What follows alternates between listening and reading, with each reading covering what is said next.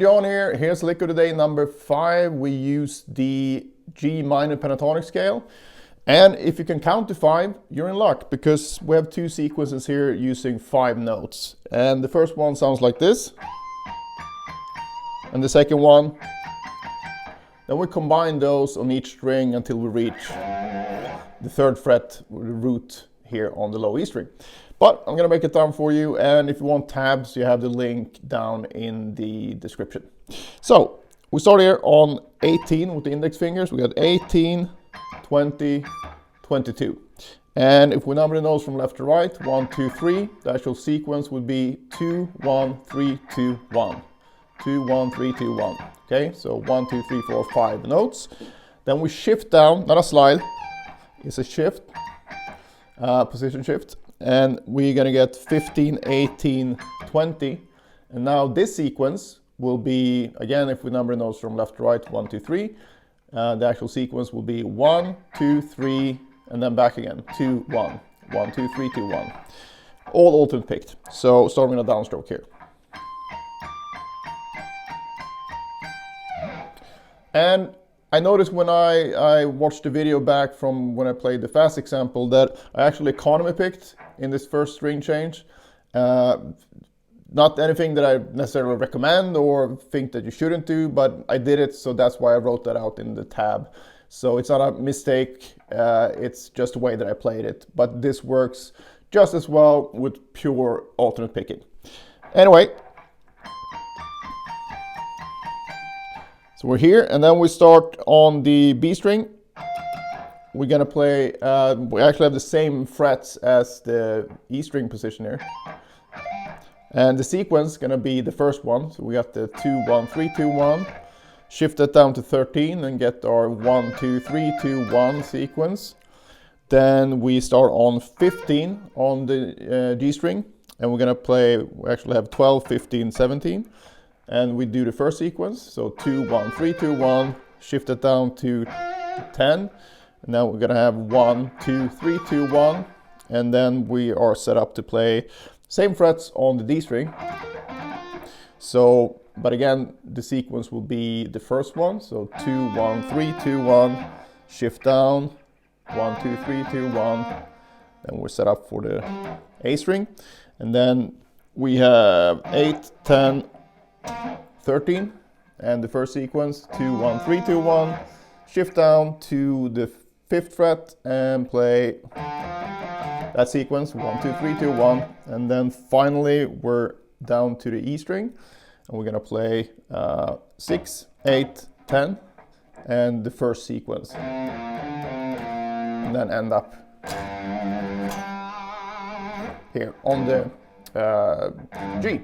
So if that sounds confusing, I'm just going to play the whole thing slowly now, and I'm also going to incorporate that economy pick between the E and B string. So.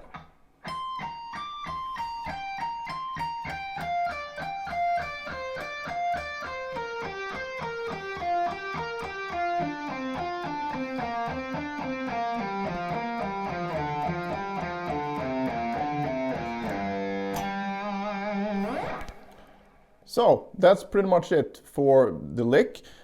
When it comes to practicing this, it's a really good idea to work on each string separately, because you can just do this and just repeat it. So you have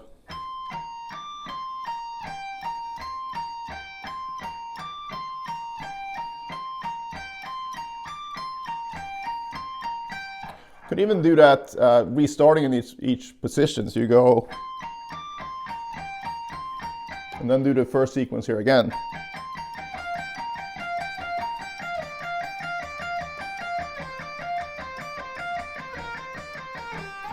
And do that on all strings. Or if you just want to work on this lick specifically, it's a good idea to simply repeat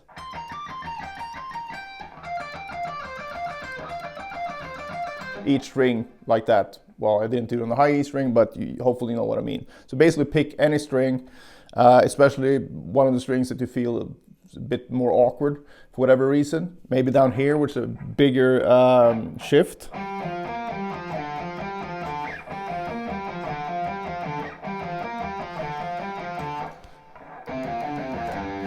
So the way that I wrote this out is in actual quintuplets, and quintuplets is basically 5 notes per beat.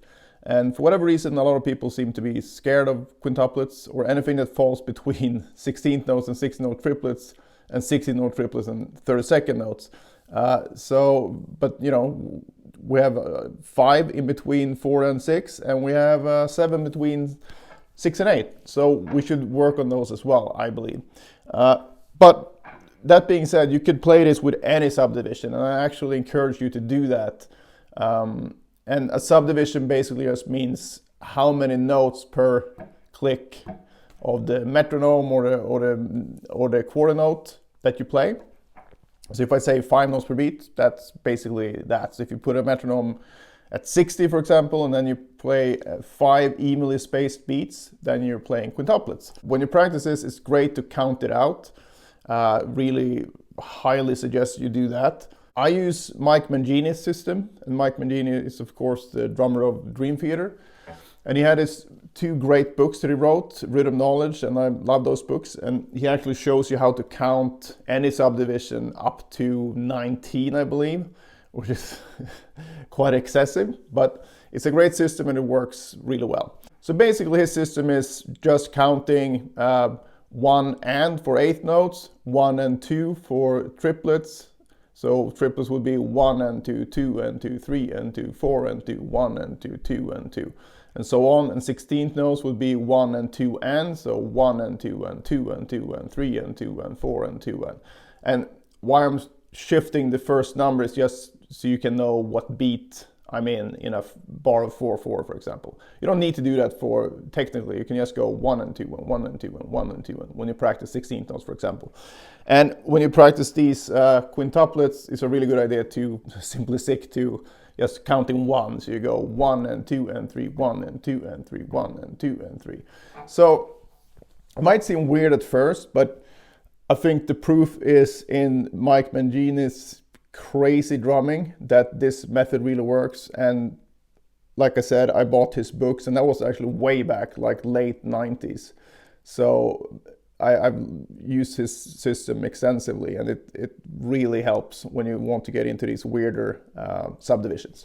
So with that said, if you practice this, you can go 1 and 2 and 3, 1 and 2 and 3, 1 and 2 and 3, 1 and 2 and 3, 1 and 2 and 3, 1 and 2 and 3, and so on. So you get a feel for that subdivision. And the rule here is to get it even as possible, right?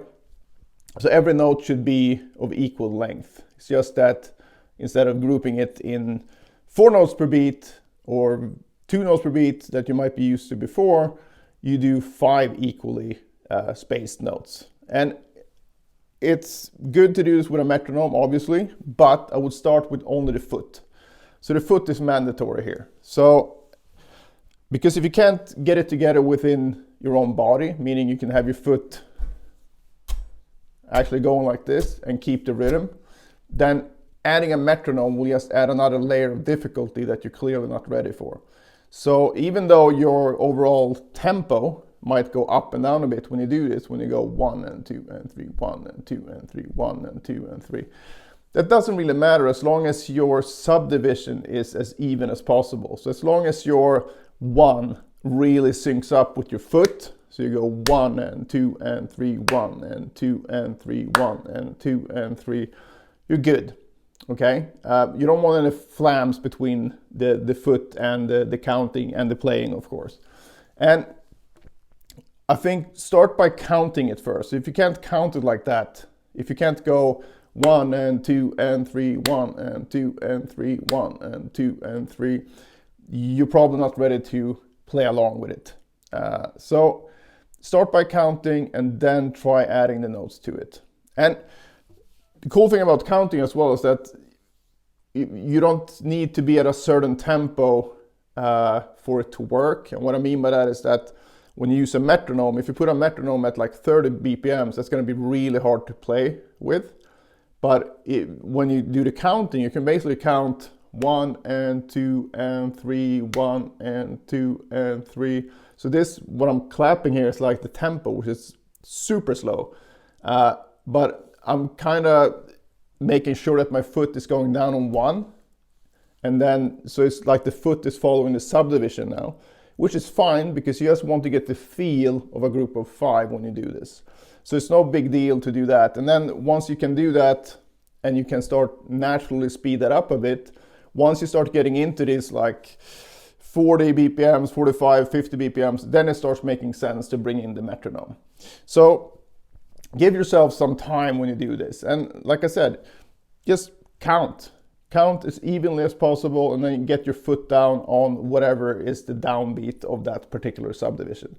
And this will help your timing immensely. Obviously, timing is super important for musicality overall, but also for getting your technique together. Because if you think about it, all we do here with all the picking and sweeping, whatever, it's all timing based. So the better your timing is, the better your technique will be. So I'm gonna leave you with that one. And if you have any questions, just post them below. Otherwise, see you in the next video.